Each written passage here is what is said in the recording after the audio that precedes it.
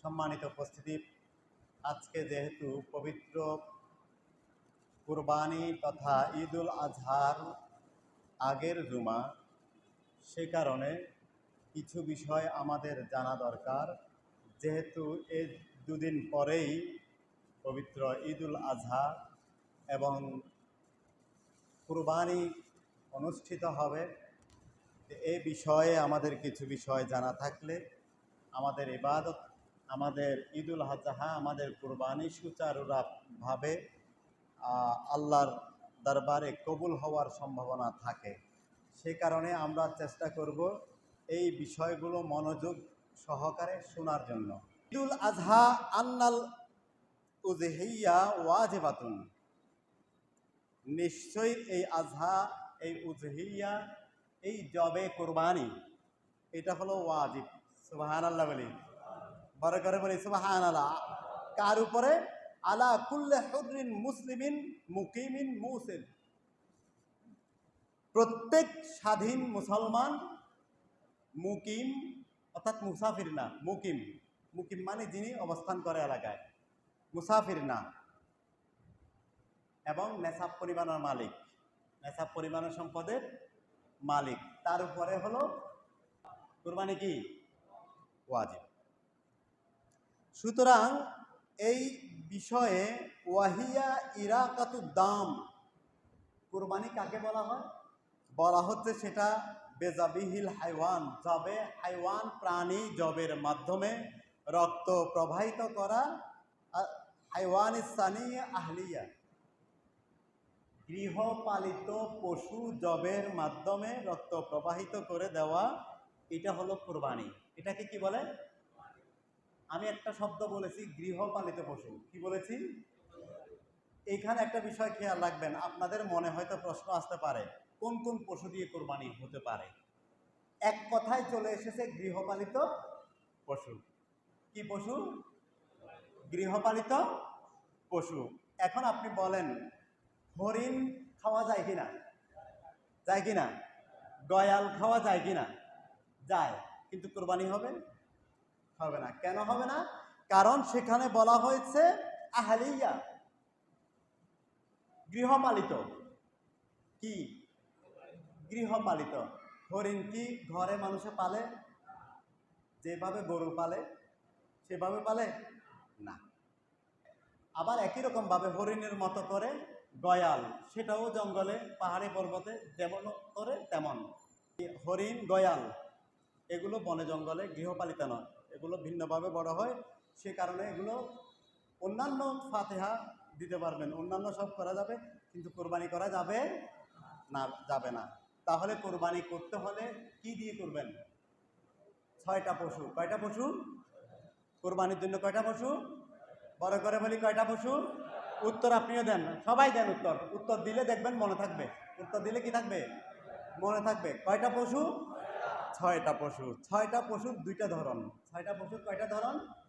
2টা ধরন। একটা হলো মিনাস সাতে, এটা হলো ছাগল। ছাগল দিয়ে কোরবানি, ছাগল এক প্রকারের, ঠিক না? আচ্ছা। ওয়াল কাবাস, ভেড়া, ভেড়াও ছাগলের মতো, ঠিক না? একই একই গোত্রীয় প্রায়। ওয়াদ দান এবং দুব্বা। তাহলে কয়টা পেলাম? 3টা। কয়টা পেলাম? 3টা। এই 3টা প্রাণী কোরবানি দিতে পারবেন। এই কয়টা প্রাণী? এই 3টা প্রাণী দিয়ে কোরবানি দিতে পারবেন। ওয়াল বাকারা, গরু গাভী, গরু গাভী এগুলো দিয়ে কি দিতে পারবেন? কোরবানি দিতে পারবেন। ওয়াল জামুস, আর মহিষ দিয়ে কোরবানি দিতে পারবেন। কি দিয়ে? মহিষ দিয়ে। ওয়াল ইবিল, আর উট দিয়ে। কি দিয়ে? উট দিয়ে। এখন ওই 3টাকে এক শ্রেণী ধরেন, এই 3টাকে একটা শ্রেণী ধরতে পারেন, অথবা 2টা শ্রেণী ধরতে পারেন। মহিষ এবং গরু একই শ্রেণী, এদের বয়স 2 বছর। এদের বয়স কয় বছর? ছাগলের বয়স, ভেড়ার বয়স, দুম্বার বয়স 1 বছর। ছাগল, ভেড়া, দুম্বা কয়টা পেলাম? এই গোত্রীয়গুলো 1 বছর বয়স হতে হবে কোরবানি দেওয়ার জন্য। আর গরু মহিষের বয়স হবে কয় বছর? 2 বছর। এই কারণে এটাকে একটা শ্রেণী ধরতে পারেন। ওয়াল ইবিল, উট, যেটা উট, সেটার বয়স কত? উটের বয়স 5 বছর। কত বছর? উটের বয়স। তাহলে গরু ছাগল কয়টা পাইলাম আমরা?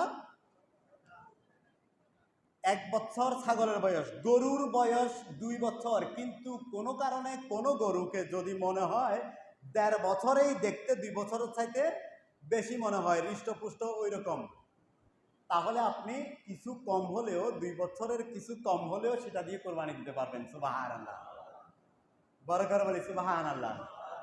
আর উটের বয়স কয় বছর? 5 বছর। সুতরাং যারা কিনেন নাই, কিনেছেন, এগুলো মিলাই নেবেন। কোরবানি মূলত 2 প্রকার। কোরবানি কয় প্রকার? বড় করে বলি কয় প্রকার? 2 প্রকার। এক প্রকার হলো ওয়াজিব কোরবানি। কি কোরবানি? ওয়াজিব। দ্বিতীয় প্রকার হলো নফল কোরবানি। কি কোরবানি? বড় করে বলি নফল কোরবানি। ওয়াজিবের আবার বিভিন্ন প্রকার আছে। ওয়াজিব কোরবানি যেটা, সেটার আবার বিভিন্ন প্রকার আছে। এমন ধনী ব্যক্তি যার উপরে কোরবানি ওয়াজিব হয়েছে, অর্থাৎ 7.5 তোলা স্বর্ণ অথবা 52.5 তোলা রূপার মালিক যে ব্যক্তি হয়েছে, ওই সমপরিমাণ সম্পদের মালিক যিনি হয়েছেন, তার উপরে কোরবানি ওয়াজিব যেটা, এটা হলো এক প্রকার। এটা কি কয় প্রকার? এক প্রকার। এটা হলো ওয়াজিব। এমন ধনী এবং গরিব, ধনী এবং গরিব যার উপরে কোরবানি ওয়াজিব আরেক প্রকার আছে, সেটা হলো যারা মান্নত করে। কি করে? কি করে? মান্নত করে। মান্নত কোরবানি সেটা গরিব হলেও ওয়াজিব, ধনী হলেও ওয়াজিব। তাহলে ওয়াজিবের 2টা প্রকার পেলাম, 2টা শ্রেণী। শুধু গরিবের উপর ওয়াজিব, ধনীর উপরে ওয়াজিব নয়। যে গরিব কোরবানির নিয়তে পশু কিনে, গরিব মানুষ কিন্তু কোরবানি দেওয়ার জন্য পশু কিনে ফেলেছে, নিয়ত করে ফেলেছে, এই কারণে তার উপরে এটা ওয়াজিব। যদিও ওয়াজিব ছিল না, অর্থাৎ তিনি নিয়ত করে নিজের উপরে ওয়াজিব করে ফেলেছেন। তিনি নিয়ত করে নিজের উপরে ওয়াজিব করে ফেলেছেন। নিয়ত করে ফেললে কিন্তু এই রকম ধনীদের মতো আপনাকেও অবশ্যই দিতে হবে কোরবানি। তাহলে ওয়াজিবের এই 3টা প্রকার এখন আমরা পেয়ে গেলাম। শুধু ধনীর উপরে ওয়াজিব যেটা মালিকে নেসাব, তারা তো আছেন, তারা এবং যারা মালিকে নেসাব না, নিয়ত করে ওয়াজিব করে নিয়েছেন, এগুলো বাদ দিলে নফল কোরবানি আছে। নফল কোরবানি সেটা কি? পশু আপনার ঘরে ছিল, অথবা পশু কেনার সময় আপনি ক্রয় করার সময় কোরবানির কোনো নিয়ত করেন নাই, এমনি কিনেছেন, এমনি কিনেছেন। খেয়াল করেন কথাগুলো। পরে আপনার ঘরে পশু ছিল, অথবা এমনি অন্য কারণে কিনেছেন, কিন্তু পরে নিয়ত করেছেন কোরবানি করবেন, এই পশু দিয়ে কি করবেন? কোরবানি করবেন।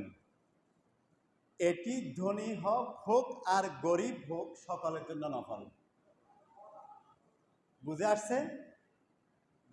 গরু ঘরে ছিল, অথবা আপনি কিনেছেন, নিয়ত ছিল না তখন, এখন নিয়ত করেছেন, এইরকম করে কোরবানি দেওয়া হলো নফল।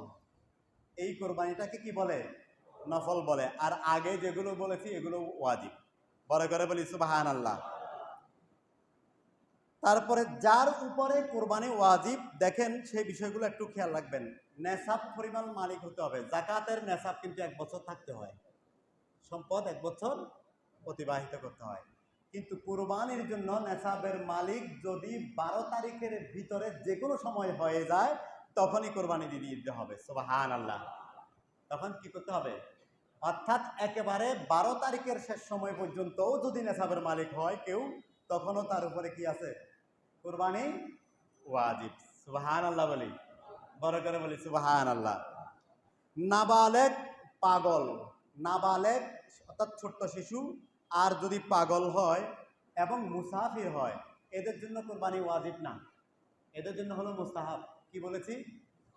নাবালেগ হলে, পাগল হলে, অথবা সফরে, যে ব্যক্তি সফরে আছে সেই ব্যক্তির জন্য কুরবানি ফরজ, ওয়াজিব নয়, তার জন্য কি?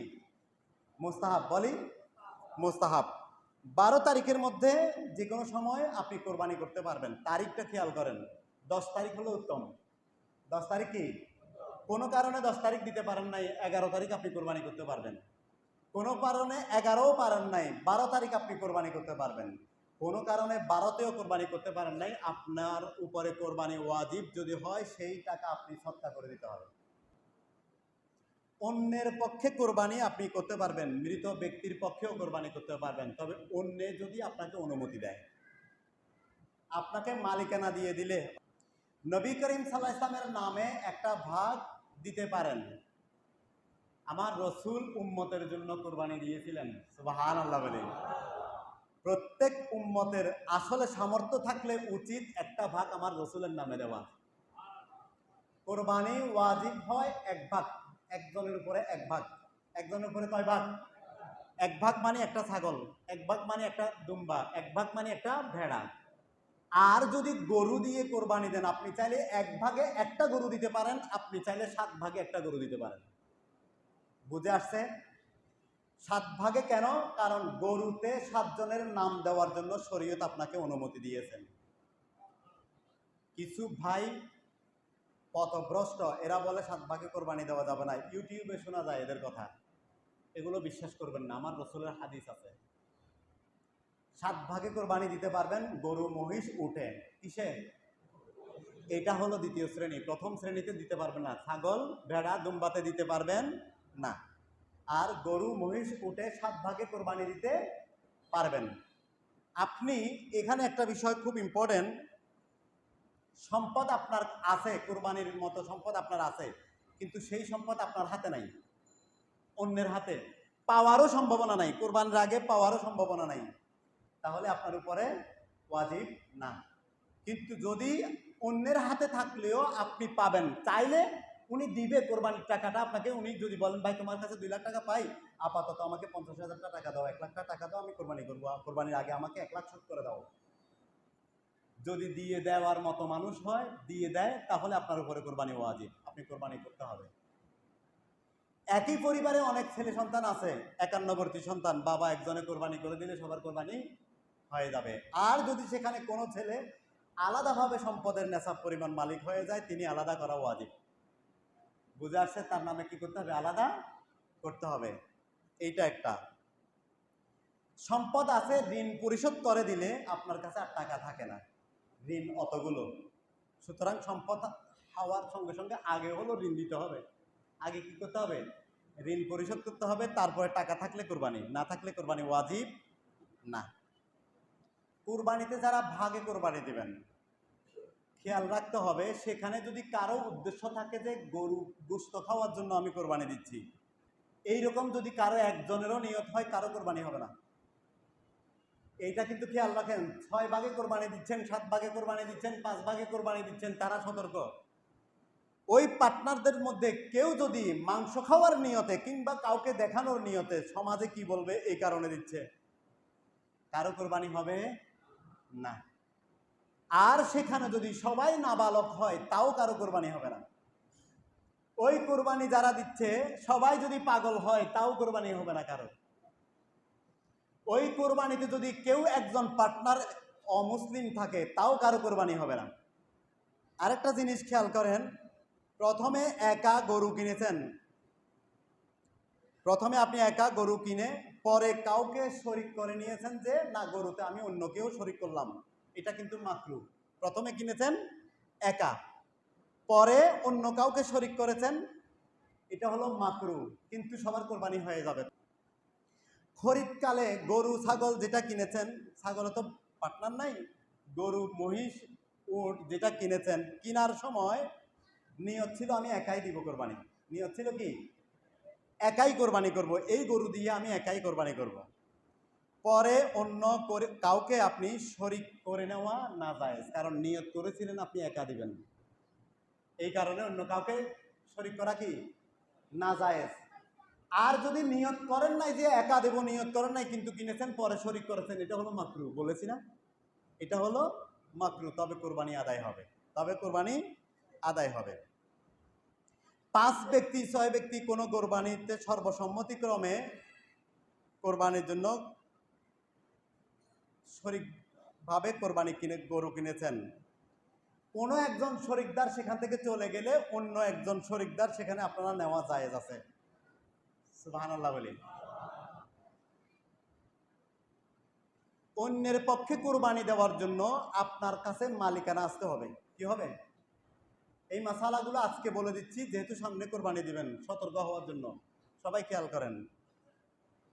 অন্যের পক্ষে কুরবানি দেওয়ার জন্য মালিকানা সত্ত্ব আপনার কাছে থাকতে হবে, অর্থাৎ তার অধিকার প্রতিষ্ঠার জন্য আপনার কাছে অনুমতি থাকতে হবে তার।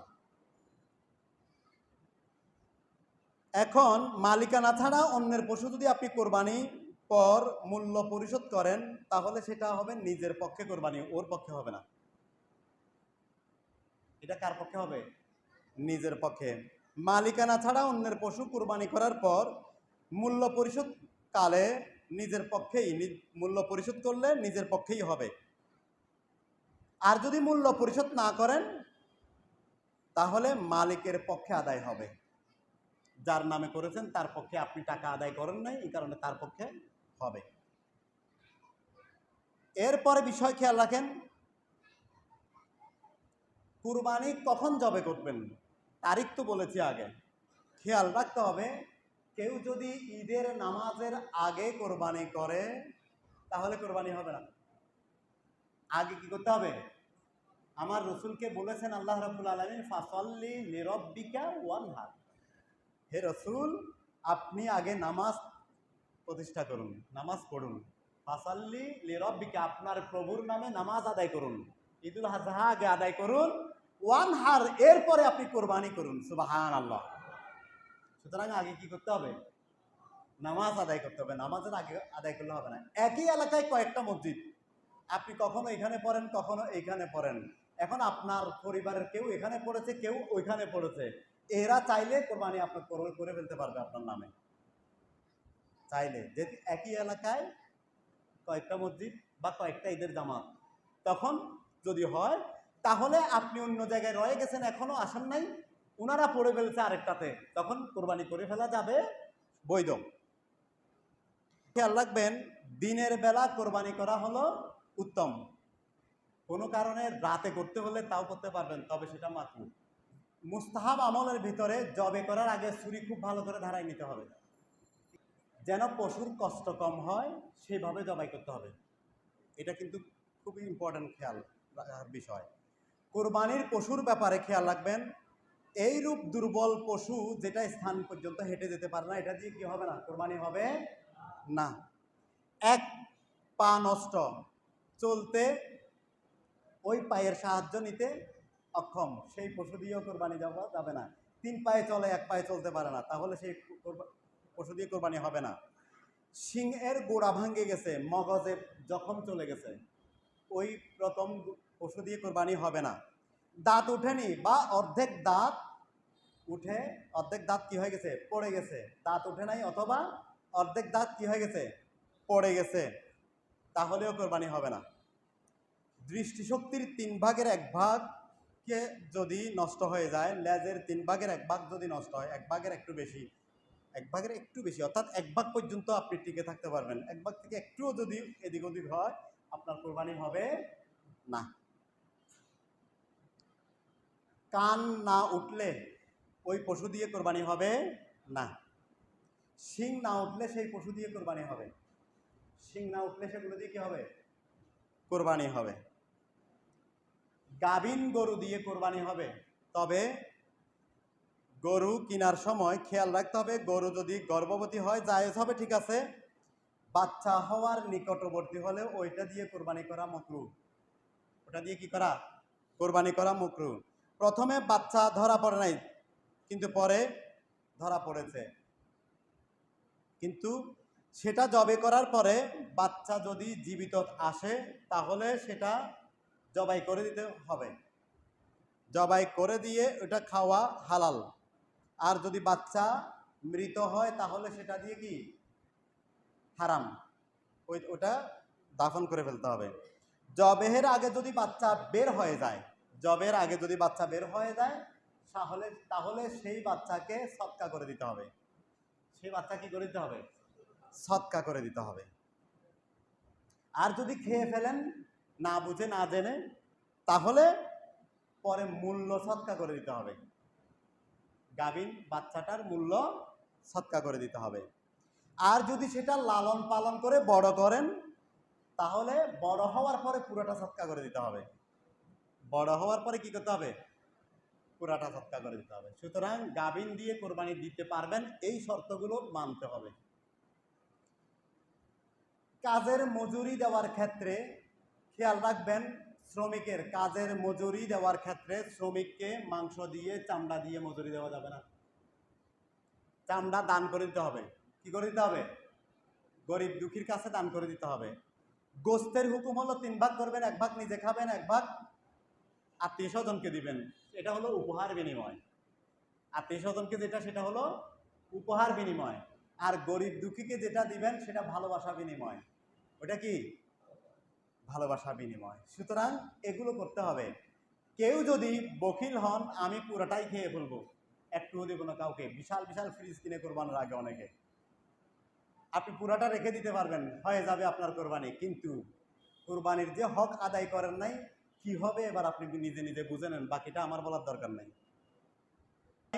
বাঘ যখন শিকার করে তখন তার লক্ষ্য থাকে এটা আমি একা খাবো, কিন্তু কোনো বাঘ একা খায় না, ওই পশুটাকে একা খায় না, সবাইকে নিয়ে খায়।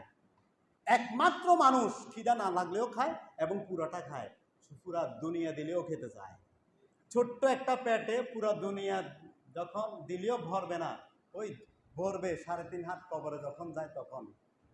জবে করার সময় আল্লাহুম্মা মিনকা ওয়া ইলাইকা ইন্না সালাতি ওয়া নুসুকি ওয়া মাহইয়ায়া ওয়া মামাতি লিল্লাহি রাব্বিল আলামিন লা শারীকা লাহু ওয়া বিযালিকা উমিরতু আনা আউওয়ালুল মুসলিমিন আল্লাহুম্মা তাকাব্বাল হাযা মিন ফুলান ইবনে ফুলান বিসমিল্লাহির রহমানির রহিম। কুরবানির দিন সকালে ঘুম থেকে উঠা, মিসওয়াক করা, গোসল করা, নতুন জামা পরা, শরীয়ত সম্মত সাজগোজ করা, খুশি প্রকাশ করা, সুগন্ধি লাগানো, ঈদের নামাজের কিছু আগে আসা, কোরবানির ঈদের সময় কিছু না খাওয়া, আগে আসার সময়, আর সকালে এক দিক থেকে আসা অন্য দিক থেকে যাওয়া, ঈদগাহে নামাজ পড়া উত্তম, উচ্চস্বরে তাকবীর বলা, এগুলো হলো মুস্তাহাব আমল।